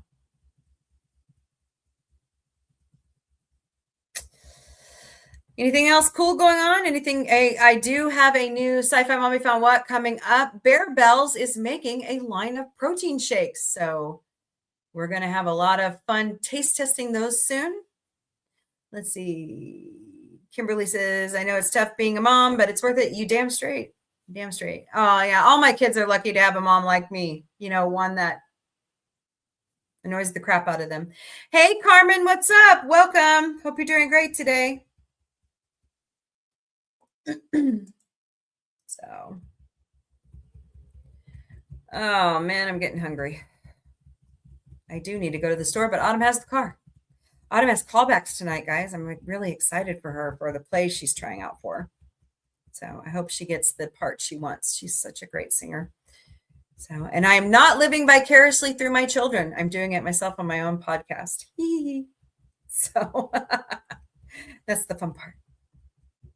I don't have to live vicariously through my kids. They can do their own thing and enjoy it. So now, do I want Tony Man to watch the Orville? Yes, but he'll do it in his own time, I guess.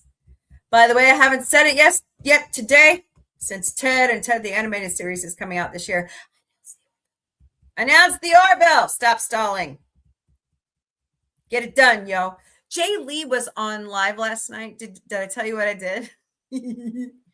And I caught him like right at the end of it, which really sucked. But I like to catch his lives. So if you ever do go out on Instagram, check out his lives. They're really great. He plays the piano a lot. But last night he was getting his bottle of whiskey and he put an Orville frosted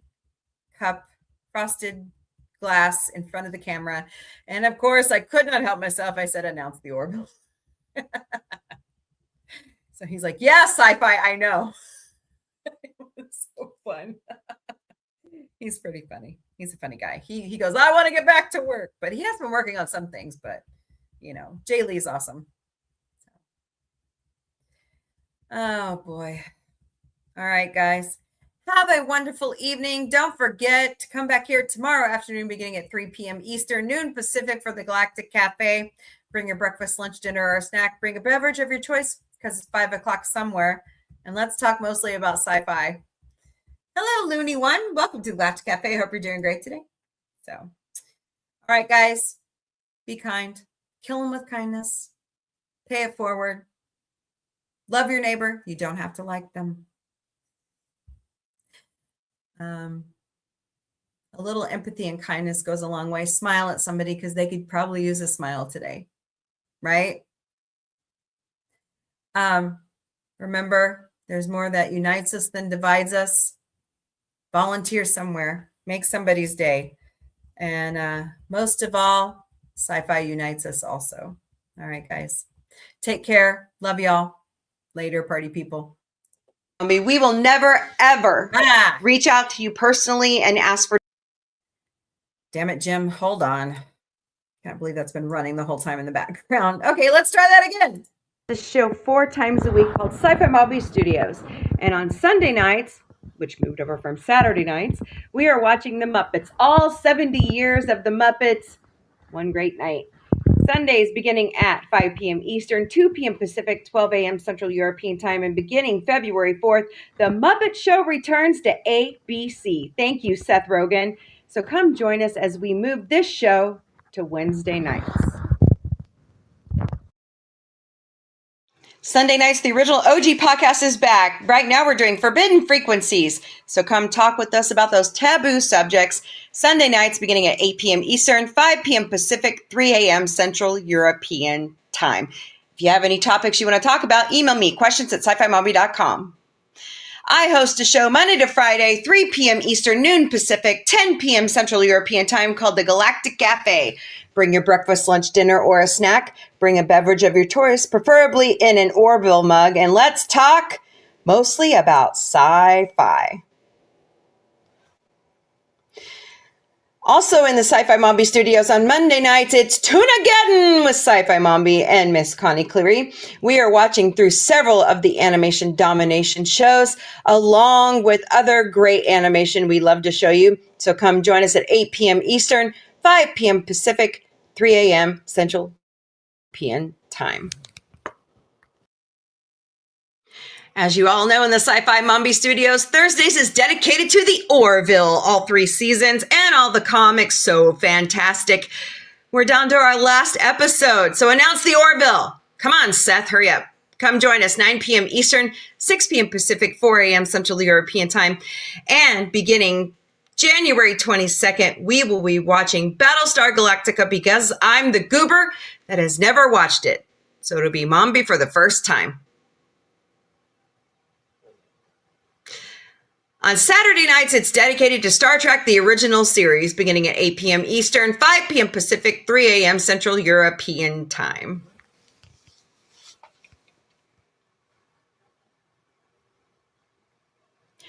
Ted, the series, season 2 will begin March 4th only on Peacock. Come join us as we do a watch party on each episode. We will also be watching Mission Log the Orville Talking Ted when they return. So it moves to Wednesdays. Get ready, party people.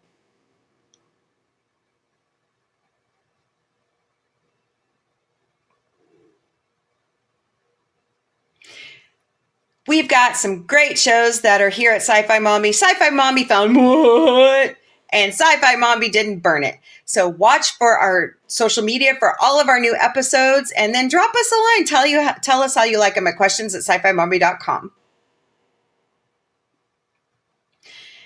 Please help us here at Sci-Fi Mombie. We will never, ever reach out to you personally and ask for donations. Nope, doesn't work that way. But there are 3 legitimate ways that you can donate to Sci-Fi Mombie. Use our Ko-Fi account. Buy us a cup of coffee. Scan that QR code right there. We also have a Throne account. Scan that QR code. We ask for things, and then you can crowdsource them or you can buy them outright. We will never, ever receive your personal information. And then we also have Patreon memberships. They're $3 a month. There is a discount on them right now, so check that out. It's patreon.com/user !u =849-723-53. Please help us keep the lights on. Sci-Fi Mombie is all over social media. We stream daily to Facebook, Instagram, X, YouTube, LinkedIn, Twitch, and TikTok. We also have Patreon, Discord, Mastodon, Threads, Substack, Lemon8, IMDb Pro, Blue Sky, Pinterest, and Counter Social. And it's all under the handle at SCIFIMOMBIE, Sci-Fi Mombie. We have our own website at sci-fi-mombie.com. Check out our bio information. Drop us a line. We'll send you an email. Sign up for our newsletter. Check out the Sci-Fi Mombie security team. They're so cute. And also watch for announcements on the conventions and other places we will show up, and check out our art gallery. So once again, sci-fi-mombie.com. We have our own merchandise shop at sci-fi-mom-b.myspreadshop.com. David Caviezel drew our original logo, and Dr. Omega warps it to all of our amazing shows, and season 4 logo is uploaded. There is another revision coming to season 4, which will be uploaded as soon as it's done. But you can slap any of our great logos on any of the products we've chosen for you. If you can't find a product, let me know. sci-fi-mom-b.myspreadshop.com. Y'all are amazing. Thank you so much for sticking it out with us all these years. We really appreciate you all. And as I always say, announce the Orville, kill him with kindness, There's more that unites us than divide us, and later party people. Beaming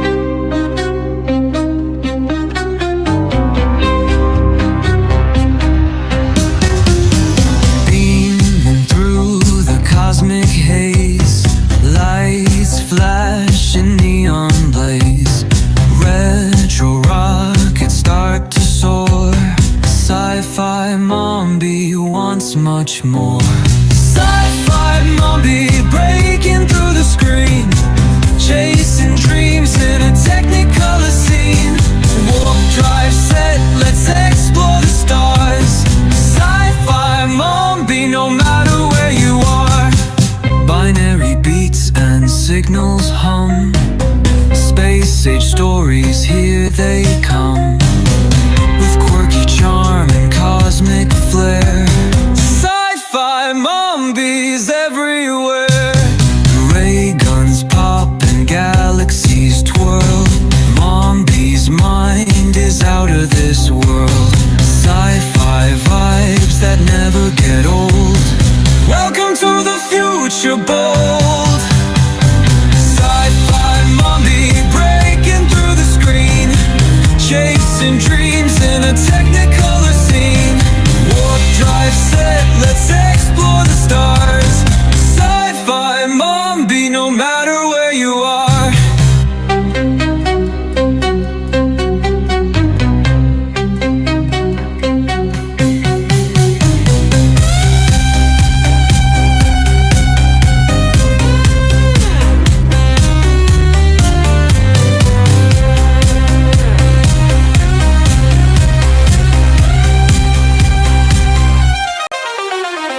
Ray guns pop and galaxies twirl, Mombie's mind is out of this world. Sci-fi vibes that never get old. Welcome to the future bold.